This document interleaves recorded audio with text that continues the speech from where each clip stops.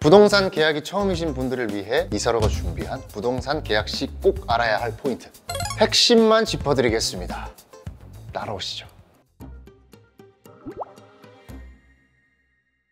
첫 번째 포인트, 바로 계약은 반드시 집주인과 해주세요.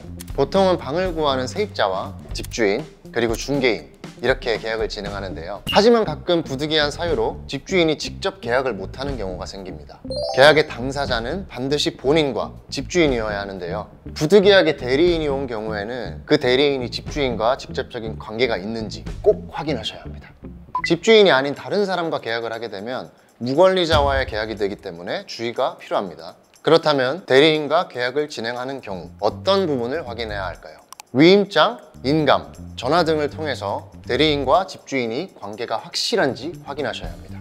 실제로 이와 관련된 사례들도 많이 발생하고 있는데요. 전세를 구하다 마음에 드는 집을 발견한 A씨. 계약을 위해 부동산에 간 그에게 누군가 다가왔습니다. A씨에게 각종 서류들을 보여주면서 자신이 집주인 대신 온 대리인이라고 소개한 B씨. 각종 서류들을 보여주니까 의심할 리 없었던 A씨는 결국 계약을 체결했습니다. 하지만 얼마 후 집주인으로부터 계약을 한 사실이 없으니 나가라! 라는 말을 듣게 되는데요. 사기였다는 걸 알게 됐지만 결국 전세금을 돌려받지 못했습니다. 이런 황당한 대리인 사기 수법은 종종 매스컴에 소개되고 있기 때문에 유의하셔야 됩니다. 그리고 중개인을 거치지 않고 집주인과 다이렉트로 계약을 하는 경우가 있는데요. 부동산의 특성상 혼자서 진행하면 어려운 점이 많아서 실수할 위험이 크고 그 과정도 쉽지가 않습니다. 따라서 비용이 들더라도 안전한 계약을 위해서는 중개사를 통하는 것을 추천드립니다. 두 번째 포인트, 등기부 등본 확인하기입니다. 전월세 계약을 앞둔 세입자들이 실수하는 부분 중 하나가 등기부 등본과 건축물 대장 확인을 제대로 하지 않는다는 건데요. 보증금이 작은 월세라고 해도 수백만 원에서 수천만 원이 오가는 계약이기 때문에 등기부 등본과 건축물 대장만큼은 꼭 확인해 주셔야 합니다. 근데 대체 이 두 서류가 뭐길래 이렇게 강조하는 걸까요? 이 문서들을 통해서 건물 권리 관계와 용도 등이 일치하는지, 그리고 위반 건축물 유무 등 특이사항은 없는지를 알 수 있으니 꼭 확인하셔야 합니다. 여기서 중요한 포인트는 해당 집을 끼고 대출이 있는지, 있다면 얼마나 있는지, 집이 압류된 적이 있는지 등도 보셔야 합니다. 체크를 제대로 하지 않으면 갑자기 방이 경매로 넘어가서 보증금을 받지 못하는 상황이 발생할 수 있습니다. 보통은 계약 시에 부동산에서 확인을 해줄 텐데요. 만약 이 부분을 체크해주지 않는다면 계약을 바로 하지 마시고 여기 이 홈페이지를 통해 꼭 발급받은 뒤 확인해주세요.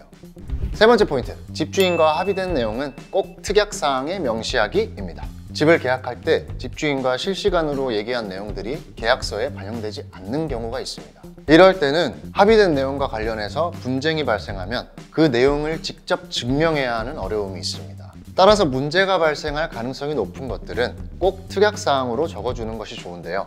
주로 수리비 처리 문제라던가 내부 개조 가능 여부, 반려동물을 키우는 문제 등이 있을 수 있겠죠. 거기에 추가로 팁 하나 더 드리겠습니다. 보증금 지급 및 전입일 다음 날까지는 선순위 대출을 받지 않는다는 특약인데요. 일부 악덕 집주인들은 세입자가 전입신고를 한 다음 날부터 효력이 발생한다는 점을 악용해 당일에 선순위 대출을 받아버리는 경우도 있습니다. 이렇게 되면 집이 경매로 넘어갔을 때 세입자는 보증금을 받을 수 없는 상황이 됩니다. 해당 집의 등기부 등본을 떼봤는데 뭔가 금전적으로 불안한 집이다. 그런데도 불구하고 이 집은 꼭 들어가고 싶다 하실 때에는 선순위 대출 관련 조항을 특약으로 추가해주세요. 실제로 세입자의 이사 당일에 집주인이 대출을 받아서 피해를 보는 사례도 있었습니다.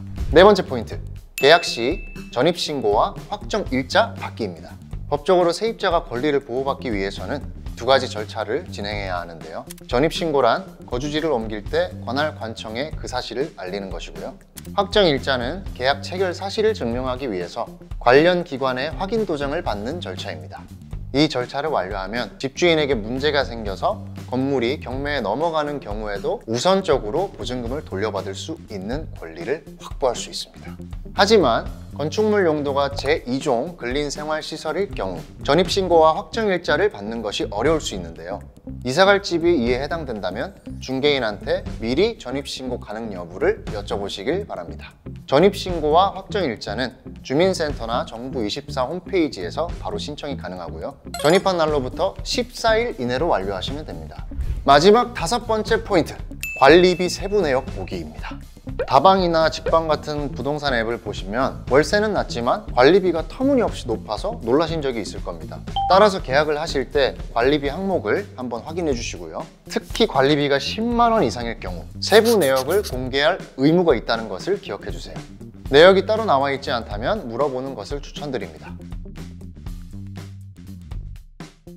자, 정리된 표 잘 보셨나요?